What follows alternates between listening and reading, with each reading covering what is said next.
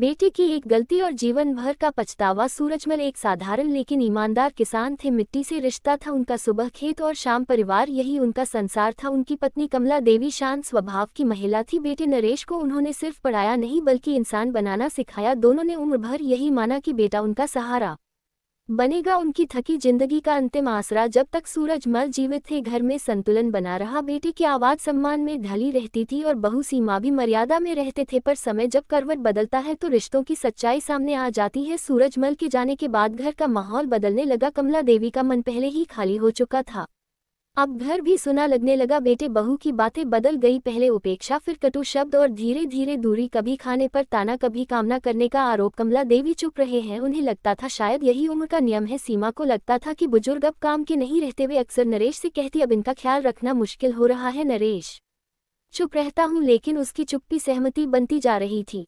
एक दिन बात इतनी बढ़ गई, सीमा ने साफ कह दिया, या तो मैं या ये। कमला देवी पास ही बैठी थी, शब्द उनके कानों में नहीं सीधे दिल में गिनी। नरेश ने कुछ पल सोचा और फिर नजरें चुराते हुए बोला, अब आपको कहीं और रहना होगा। कमला देवी ने कांपती आवाज में पूछा, कहाँ जाऊं? कोई उत्तर नहीं मिला। उस शाम कमला देवी घर की चौखट से बाहर थे, न कोई सामान न कोई ठिकाना। गांव के लोग स्तब्ध थे। किसी ने पानी दिया, किसी ने धान घस बंधाया, लेकिन मां का दिल सबसे ज्यादा उसी की चुप्पी से टूटा था। उस रात उन्होंने गांव के छोटे से शिवालय में शरण ली। ठंडी जमीन पर बैठकर उन्होंने ईश्वर से, कोई शिकायत नहीं है, बस इतना कहा, अगर मेरी ममता भारी पड़ गई हो तो मुझे सहने की शक्ति दे देना। दिन बीतते गए हैं।